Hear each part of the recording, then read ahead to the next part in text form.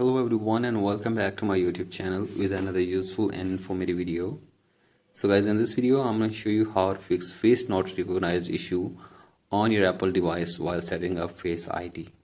So guys, if you are trying to set up your Face ID on your Apple device but you're facing this issue, here I will show you how can you fix it. So guys, for that you have to simply watch this video till the end.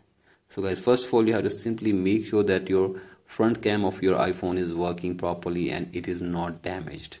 So guys, if it is damaged, then you have to simply replace the front cam of your iPhone for one time, and after this open settings in your device and then scroll it below and tap on Face ID and passcode, enter the passcode, and now you have to scroll it below and you have to reset your Face ID again.